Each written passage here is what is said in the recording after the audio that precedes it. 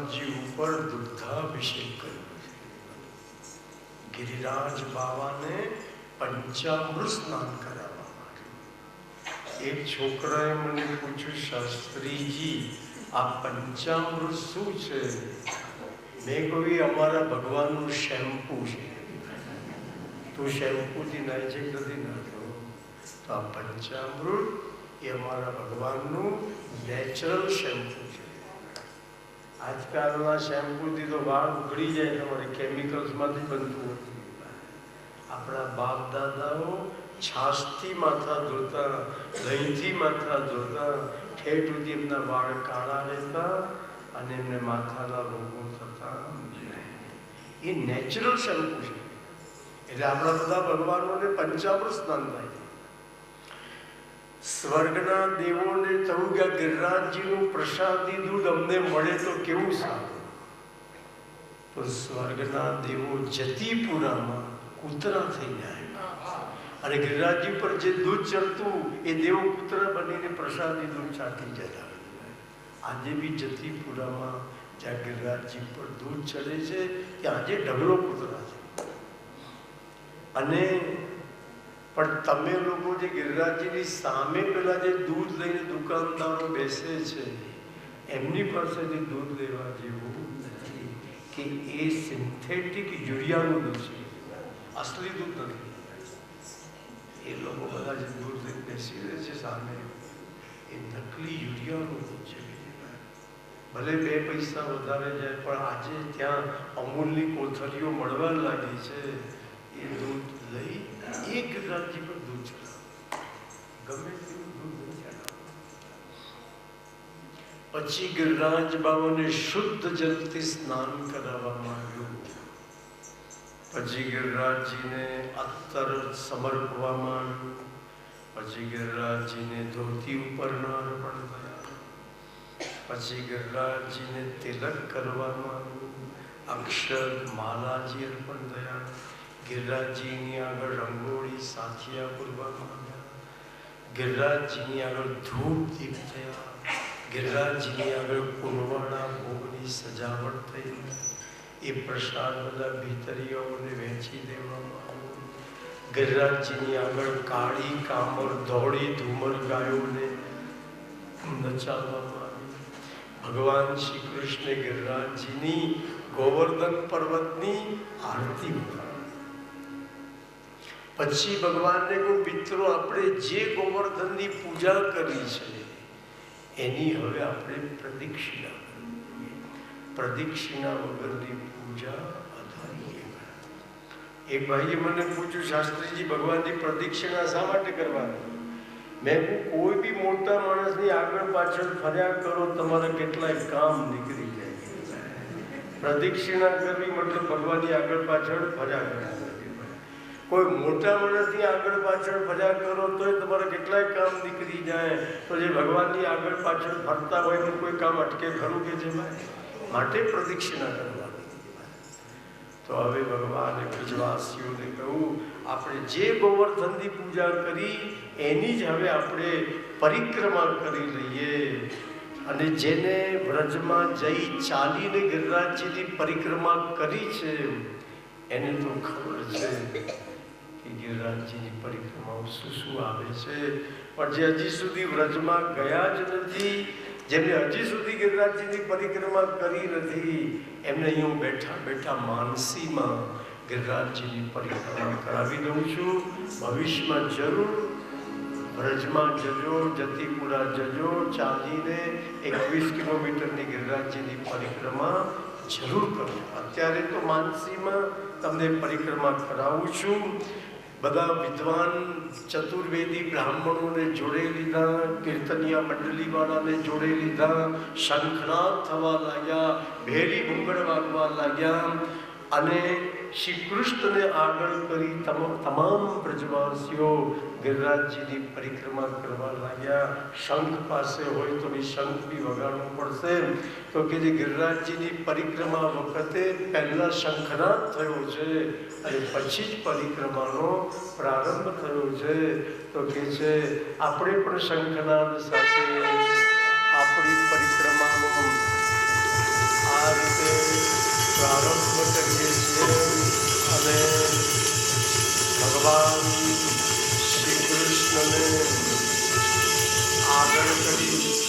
આપણી પરિક્રમા શરૂ થાય છે. આ ભાઈનું હાર્ટ બહુ મજબૂત લાગે છે. આટલે સુધી આટલે ટાઈમ શંખ વગાડવું એ લાડવા નથી ખાવાના. બહુ મોટી એક્સરસાઇઝ છે.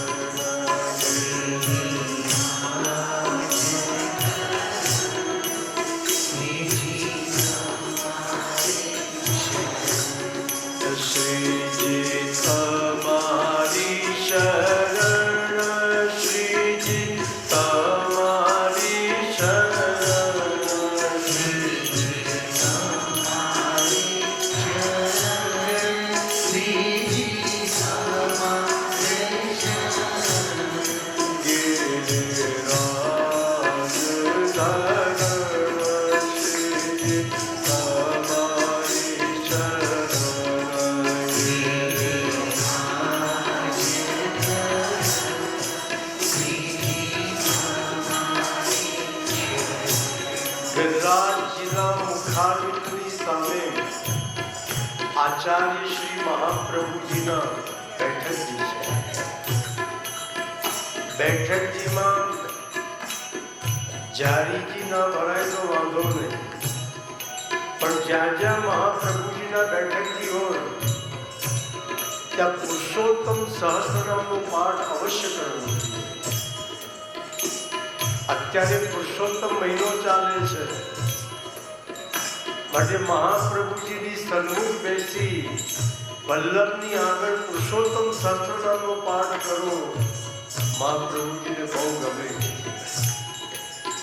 મહાપ્રભુજીએ આખા ભાગવતજીનો સાર પુરુષોત્તમ સહસ્રનામ રૂપે પ્રગટ કર્યો.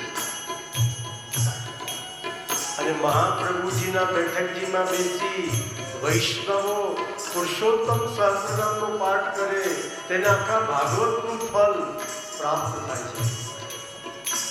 માટે બેઠકજીમાં વલ્લભની સન્મુખ પુરુષોત્તમ સહસ્રનામનો પાઠ અવશ્ય કરો. આપણી પરિક્રમા દંડવતી શિલા ઉપર આવી છે. ગિરિરાજજીની પરિક્રમા શરૂ થાય ત્યારે ગિરિરાજ બાબાને દંડવત કરવા પડે. પરિક્રમા પૂરી થાય ત્યારે પણ અહીંયા શ્રી ગિરિરાજજીને દંડવત પ્રણામ કરવા પડે. ત્યાંથી ચાલતા ચાલતા આપણી પરિક્રમા ગોવર્ધન ગામમાં આવી. અહીં માનસી ગંગા છે, અહીં શ્રી મહાપ્રભુજીના બેઠકજી છે. વૈષ્ણવો બેઠકજીમાં જારીજી શા માટે ભરે છે? જ્યાં જ્યાં પણ મહાપ્રભુજીના બેઠકજી હોય છે એ બેઠકજીમાં બિરાજી આચાર્ય શ્રી મહાપ્રભુજી સતત ભાગવતજીનો પાઠ કરતા હોય. અને સતત ભાગવતજીનો પાઠ કરવાના કારણે વલ્લભનું ગળું સુકાતું હોય છે. એટલે વૈષ્ણવો જ્યારે પણ બેઠકજીમાં જાય છે ત્યારે વલ્લભને પીવા માટે જારીજીમાં જલ અર્પણ કરે છે. એટલે બેઠકજીમાં જારીજી ભરવાનો મહિમા છે. અહીંયા પણ બદ્રીનાથના મંદિરની બાજુમાં શ્રી મહાપ્રભુજીના બેઠકજી છે. અને વડોદરામાં નરહરી શાસ્ત્રીજી થઈ ગયા, એમને આ બેઠકજી પ્રગટ કરેલા છે. પૂજ્ય ડોંગરે મહારાજના ગુરુ નરહરી મહારાજ થઈ ગયા, જેમને ડોંગરે મહારાજને ભાગવત ભણાવ્યું. એ નરહરી મહારાજ મહારાષ્ટ્રીયન બ્રાહ્મણ હતા અને વૈષ્ણવ હતા. એમને આ બેઠકજી પ્રગટ કરેલા છે. અત્યારે જે બેઠકજી છે એ નરહરી મહારાજ ભાગવતજીનો પૈસો પોતાના માટે વાપરતા નહીં, પણ ભાગવત કથા બહુ સુંદર કરતા. એમની ભાગવત કથામાં જે પૈસો આવતો એ બધી મહાપ્રભુજીના બેઠકજીના જીર્ણોદ્ધારમાં વાપરતા. એવા મહાન એ કથાકાર હતા કે જેમણે ડોંગરે મહારાજને ભાગવત ભણાવીને તૈયાર કર્યા. વડોદરામાં એમના નામથી બહુ મોટી હોસ્પિટલ ચાલે છે, નરહરી હોસ્પિટલ, જબરદસ્ત હોસ્પિટલ બરોડામાં. લક્ષ્મીનારાયણમાં આવી આ બેઠકજીને પ્રગટ કરેલા. આપણી પરિક્રમા માનસી ગંગા પર આવી છે. ત્યાં મહાપ્રભુજીના બેઠકજી છે, બાજુમાં ચકલેશ્વર મહાદેવ છે. આપણી પરિક્રમા ઉદ્ધવકુંડ ઉપર આવી છે. ઉદ્ધવકુંડથી ચાલતા ચાલતા આપણી પરિક્રમા આગળ રાધાકુંડ કૃષ્ણકુંડ પર આવી છે. અને રાધાકુંડ ઉપર વૈષ્ણવોએ રાધે રાણીના દર્શન કર્યા. ત્યારે બધા વૈષ્ણવો બોલવા લાગ્યા, રાધે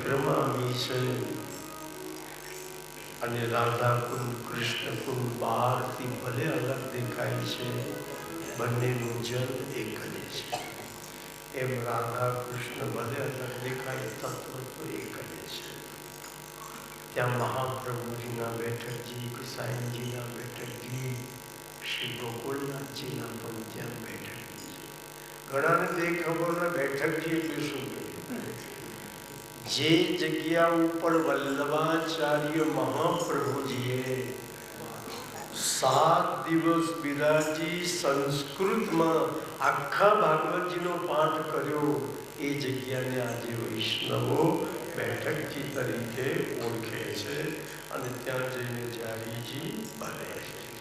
ખાલી જારીજી નહીં બનવાનો, ભોગ બી ધરવો પડે અને કોઈને જમાડ્યા પછી પીવા પાણી બી આપવું પડે. એટલે ભોગ ધરીને પછી જારીજીના જલ બી અર્પણ કરવાના. તો કે છે ત્યાર પછી આપણી પરિક્રમા રાધા કુંડ કૃષ્ણ કુંડથી આગળ કુસુમોખર કુસુમ સરોવર તરફ જઈ રહી છે અને વૈષ્ણવો બોલી રહ્યા છે ગિરિરાજ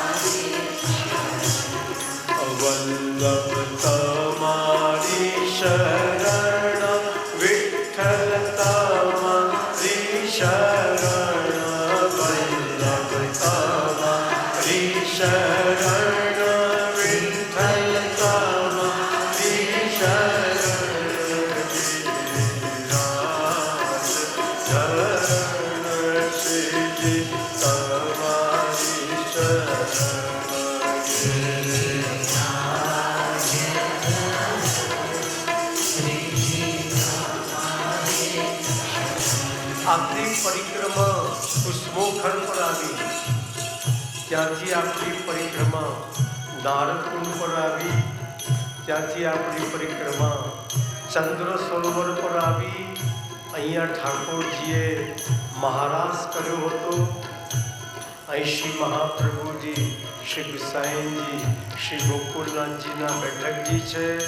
અહીં સુરદાસજીનું સ્મારક છે અને ચંદ્ર સરોવરમાં વૈષ્ણવોએ સ્નાન કર્યું, પાન કર્યું, આચમન કર્યું. ત્યાંથી આ ચંદ્ર સરોવર ઉપર સુરદાસજીએ શરીર છોડેલું. એ ચંદ્ર સરોવરથી પરાસોલી ગામ થઈ આપણી પરિક્રમા દાન ઘાટી પર આવી. અહીં દાણીજીના દર્શન કર્યા. દાન ઘાટીથી આપણી પરિક્રમા આંડ્યોર ગામમાં આવી છે. અહીં સદુ પાંડેના ઘરમાં શ્રી મહાપ્રભુજીના બેઠકજી છે. એમાં વૈષ્ણવોએ જારીજી ભર્યા છે. આંડ્યોર ગામથી ચાલતા ચાલતા આપણી પરિક્રમા ગોવિંદ કુંડ ઉપર આવી છે. તન પુલકિત બ્રજ રજ में लोटत गोविंद कुंड में नहिए तलेटी श्री गोवर्धन की रहिए. આ ગોવિંદ કુંડ ઉપર શ્રી મહાપ્રભુજી, શ્રી ગુસાઈજીના બેઠકજી છે. એમાં વૈષ્ણવોએ જારીજી ભર્યા છે. શ્રીનાથજી બાબા જ્યાં સુધી વ્રજમાં બિરાજતા હતા ત્યાં સુધી શ્રીનાથજી બાબાને ગોવિંદ કુંડના જલથી સ્નાન કરાવવામાં આવતું હતું. ગોવિંદ કુંડથી ચાલતા ચાલતા આપણી પરિક્રમા અપ્સરા કુંડ ઉપર આવી. અહીં અપ્સરા બિહારીજીના દર્શન કર્યા. અહીં રામદાસ ચૌહાણની ગુફા છે. અપ્સરા કુંડથી પૂછડીકા લોઠા પર આવ્યા. આ ગિરરાજજીની પૂછડીનો ભાગ અહીં લોઠાજી નામના ગોર બેસી રહેતા. એમની પરિક્રમા કરી. ત્યાંથી ચાલતા ચાલતા આપણી પરિક્રમા સુરભીકુંડ ઉપર આવી. આ સુરભીકુંડ ઉપર આજે પણ જતીપુરામાં 7 દિવસ પરિક્રમા રોકાય ત્યારે આ સુરભીકુંડ ઉપર ગિરિરાજ બાબા 56 ભોગ આરોગે છે. અહીં પરમાનંદાસજી બિરાજતા. સુરભીકુંડમાં વૈષ્ણવોએ સ્નાન, પાન, આચમન કર્યું. ત્યાંથી ચાલતા ચાલતા આપણી પરિક્રમા જતીપુરા જ્યાંથી શરૂ થઈ હતી ત્યાં પાછી આપણી પરિક્રમા જઈ રહી છે. ચાલી ચાલીને કેટલાના પગમાં ગોટલા જામ્યા, કેટલાના પગમાં ફોડલા પડ્યા, કેટલાક થચુક થચુક ચાલી રહ્યા છે છતાં પણ બોલી રહ્યા છે